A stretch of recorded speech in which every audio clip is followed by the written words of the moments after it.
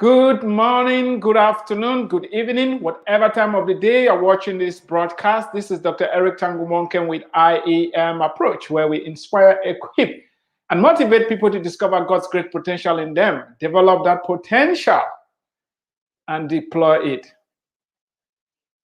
There is so much potential in you already. I say this because you have been created in the image and likeness of God. And God, who created you, endowed you with what is going to take for you to be truly successful. I garden a lot. Last season, I was out behind my house to harvest pepper. And I saw one of the pepper trees. The plant produced so much pepper from branch to branch, a lot of pepper. And it struck me immediately. Look at how much a single pepper plant can produce. The pepper did not have to struggle. The pepper did not do anything. It was just being a pepper plant. That increase was in that tiny little pepper seed that was planted. Can you imagine that? That tiny seed multiplied and multiplied and multiplied and became so much pepper. Why will the pepper produce so much? Meanwhile, you are afraid to grow, to increase, to reach your full potential. God, who created the pepper, created you as well. Remember what Jesus said? That when you look at the sparrow, the little sparrow, none of them falls down without God's knowledge. How much more of you? You are worth more than the little sparrow. Talking about little things that matter, I'll never forget when I prayed for socks and God provided those socks for me. I had just arrived in the United States and I needed extra pairs of socks. And I did what I normally do. I pray for my Heavenly Father to provide for me. Yes, I prayed for socks. As little as that is, at that particular time, I could not go to the store and buy socks. And I prayed, Lord, Father, I need socks, provide me socks. And not too long from that time, somebody knocked my door at 11 p.m. I got up, opened the door, and this student handed me a package. When I opened it, I saw 6 pairs of socks in there, and I got excited. Yes! I was having 6 pairs of socks for the first time in my life. Wow. Please don't pity me. Don't pity me. The issue was more than the socks. I learned 2 lessons. The first one is, just as Jesus said, God takes care of the flowers of the field, which are here today, and the next day they are thrown in the oven, and takes care of the birds, they never go hungry, and that God also takes care of us. In other words, if God could stop and take care of something as mundane, as simple, as easy as socks, how much more will he take care of bigger stuff? Indeed, at that particular time, I had bigger stuff to deal with. I was an international student, had no job. My tuition was more than $4,000, and I was not having that tuition to pay.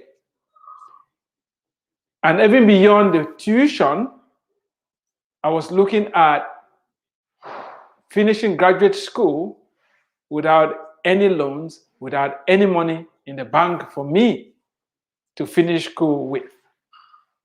Now, do you know the best part of it? My faith was strengthened that God had provided the socks. He was going to take care of me. And indeed, he did. Before we move into today's topic, I would like you to do 3 things for me.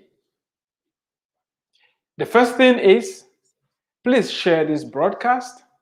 You can do that. It's not going to cost you anything. Invite other people to join us if you're watching on Facebook. Somebody's going to hear something today that will encourage them, that will strengthen them, that will set them free. And the last thing, get a copy of my book. Yes, this is the book of the month. This is the book of the day. Racism, where is your sting?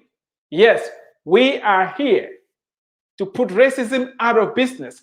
We are here to put the last nail on the coffin of racism. In fact, racism is dead as far as I'm concerned.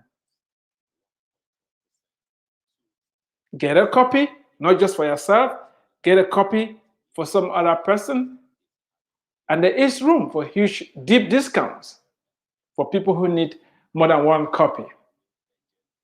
You have to read the book so that you can understand the message that I'm bringing, and it's going to prevent you from misunderstanding some of what I'm about to say.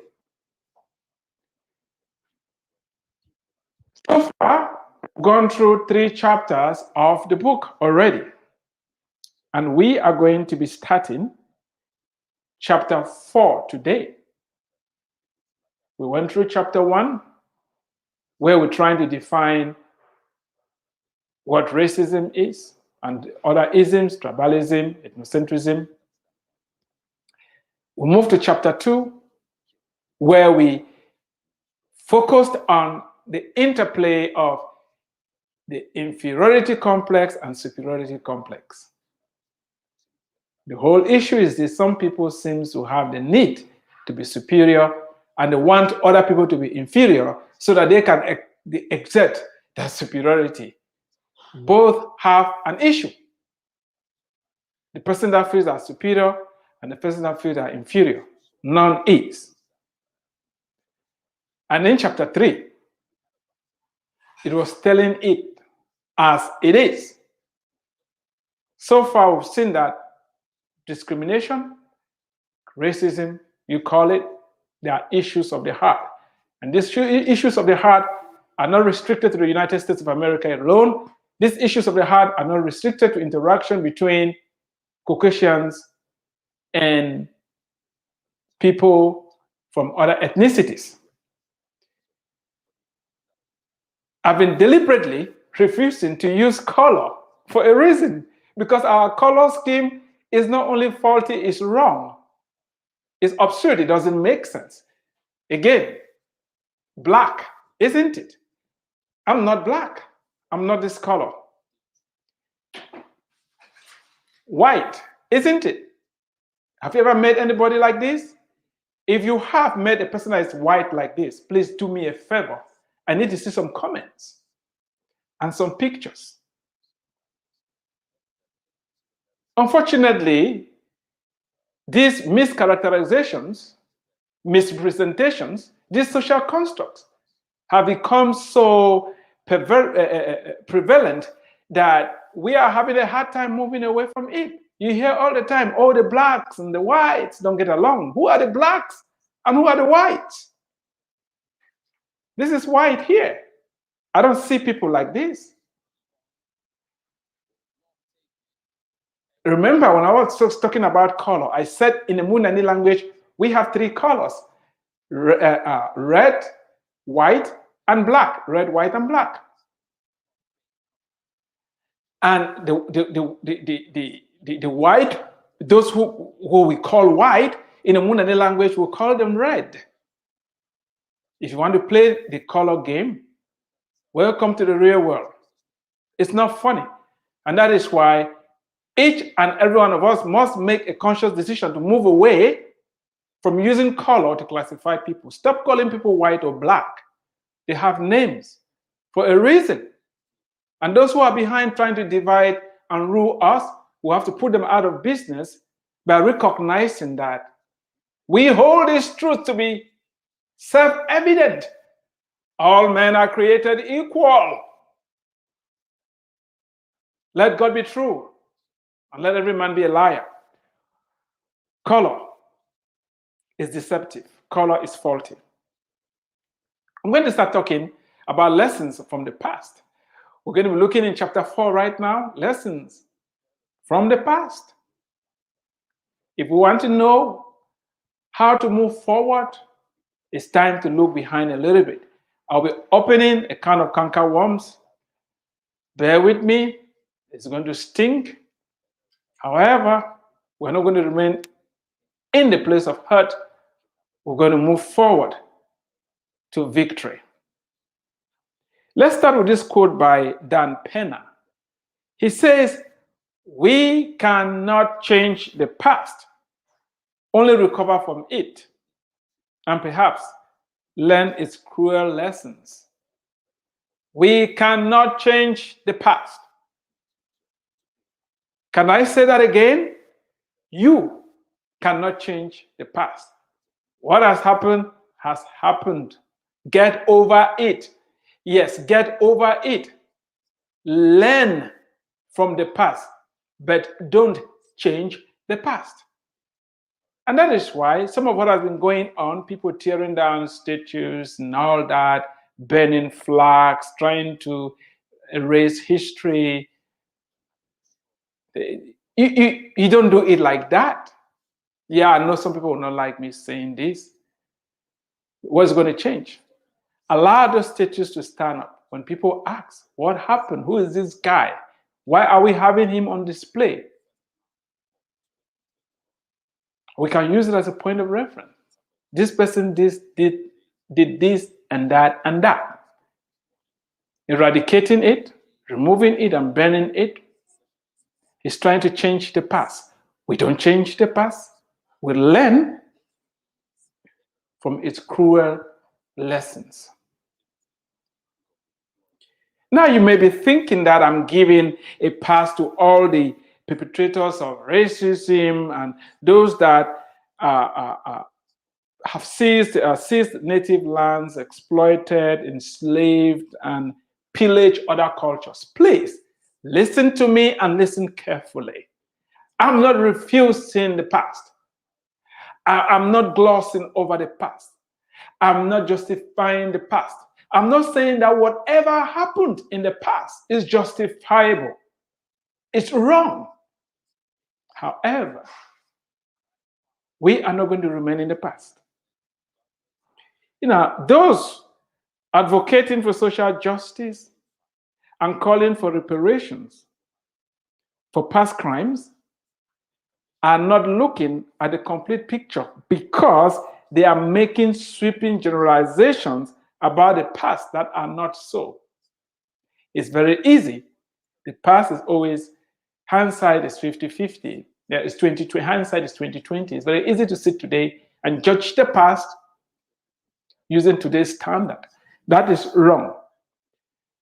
I'm going to reiterate again. I strongly condemn whatever happened in the past and may still be happening.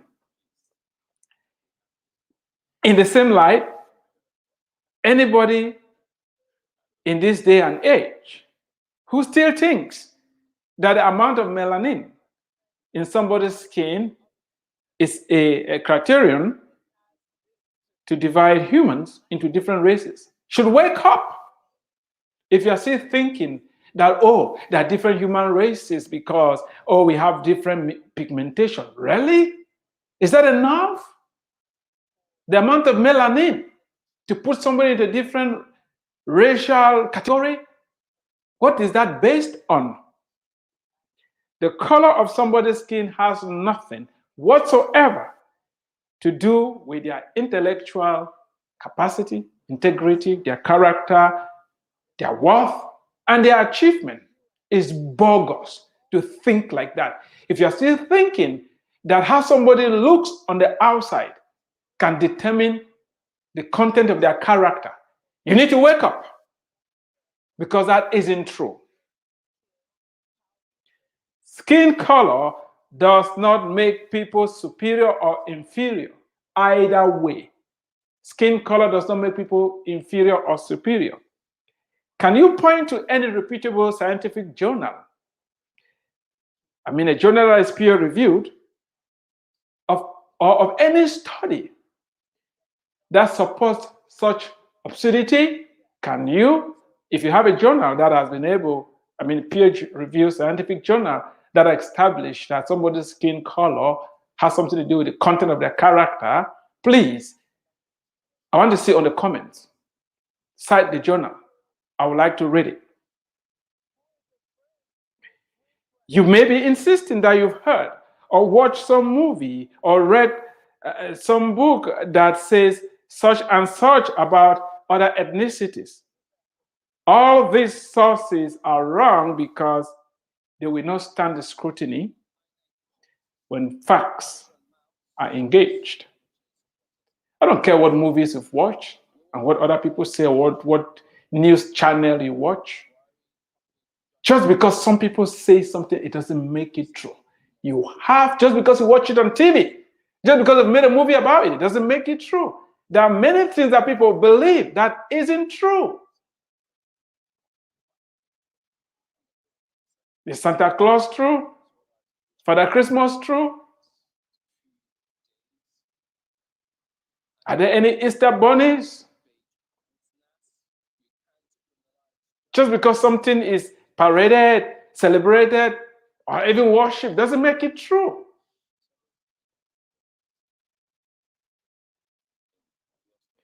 While I have zero tolerance for those who believe that skin color is some reliable criterion to classify and discriminate against people, I will differ when it comes to the way forward. I'm going to be proposing a simple solution, and it may be so simple that some will say, oh, come on, this is not going to work. But it works, as you're going to see. I wrote the book not because I want to throw more fuel into a raging flame or to propagate hate. No, it's a message of hope.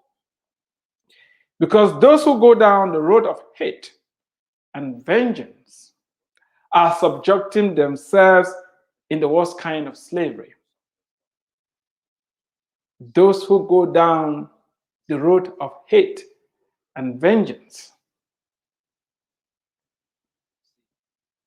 are not doing themselves any good. It is almost better to be in physical change than to be mentally bound. It's almost better. I didn't say better, but it's almost better. Because when you have physical chains on you, at least, when you take off those chains, you'll be free. But when you are mentally bound, when you are mentally enslaved, you are in serious trouble. No wonder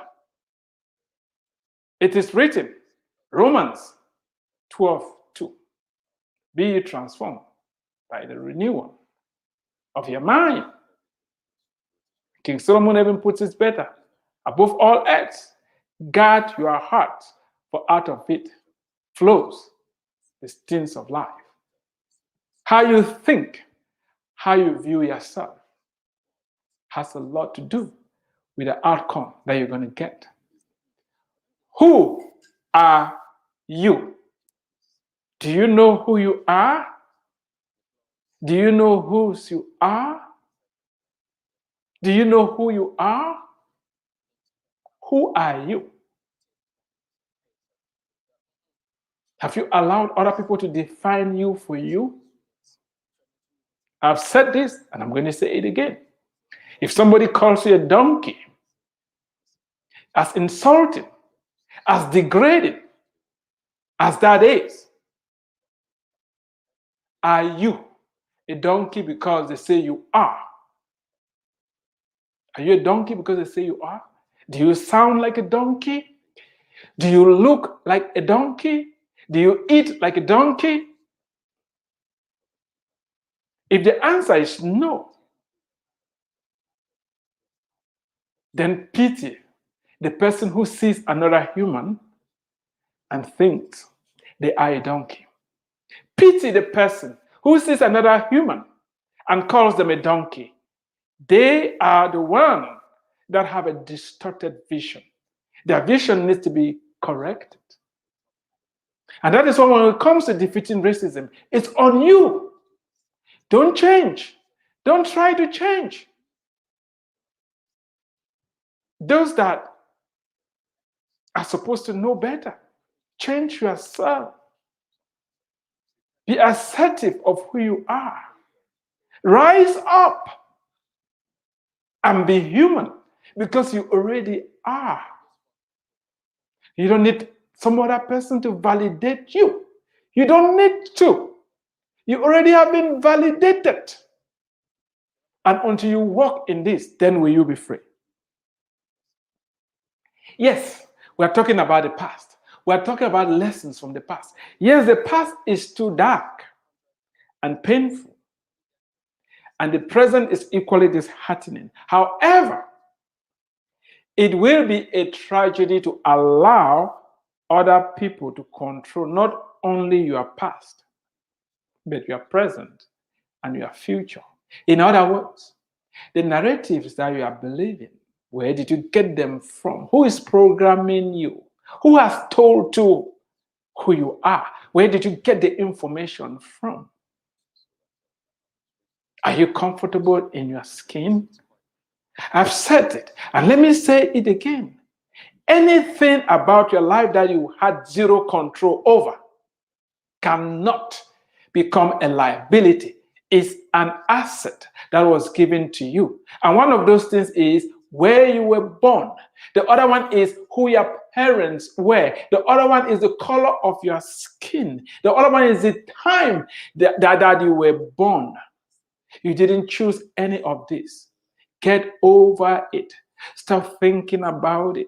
Don't let other people talk trash into your mind to tell you, oh, because you were born on this particular continent, oh, because you look like this, there's something wrong with you. There is nothing wrong with you. I've said it and I'm going to say it again. When they cut all of us, we all bleed red. It's important for you to understand that there's great potential in you. And in so much as people will try to limit you, if you don't believe it, it's not going to work. If you don't believe it, it's not going to work. If you don't believe it, it's not going to work. Rise up, child of God, and be all you were created to be. We're looking at the past. Those who believed in the past that they are superior were wrong. They were wrong. And they're still wrong if they believe that. It takes somebody to believe that they are inferior for this insanity to continue. I've said, when somebody thinks they are superior, they need somebody to believe that they are inferior for it to work. Have you been told you are inferior and you've accepted it? Says who? It's time to stop believing that you are inferior because you look and you sound in a particular way because you are not. Stop saying, oh, they did this to me, and that is why I have to talk and act this way. You've lost control. You've lost control. That's the worst place to be. You're going to be manipulated and controlled. You've lost control. If you say, oh, I'm talking like this, I'm acting like this, I believe like this, because this person has done X, Y, Z to me, you've lost control. You've lost the big picture.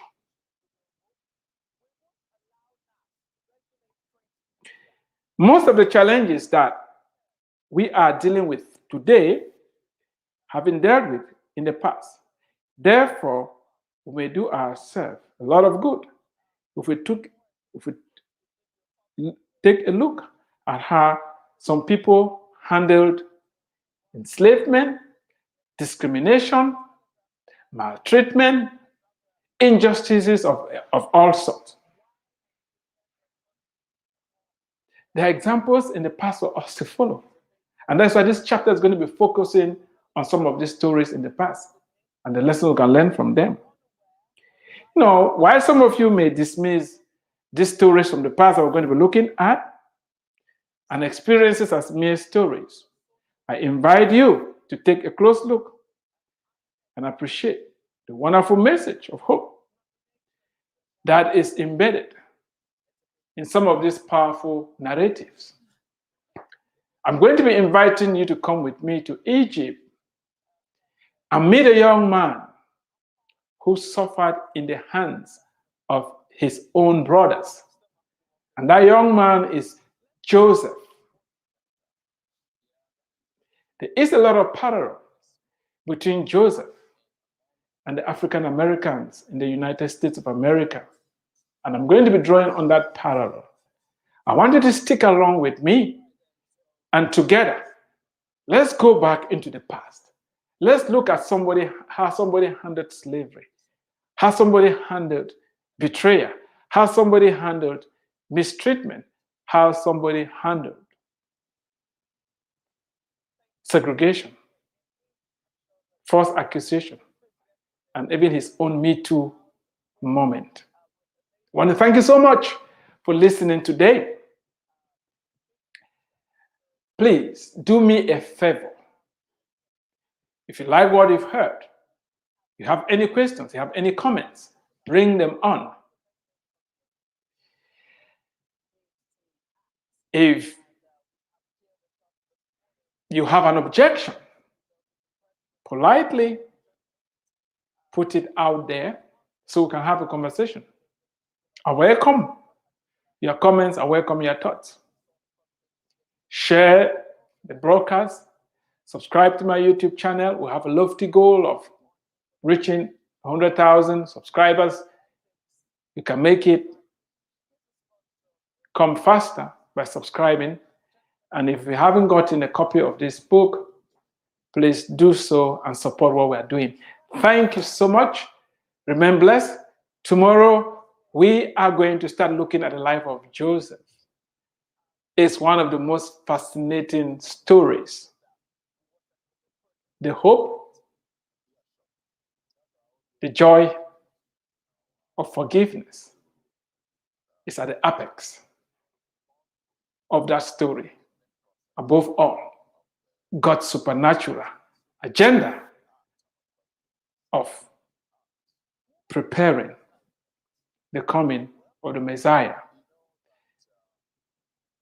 Until next time, remain blessed and thank you very much.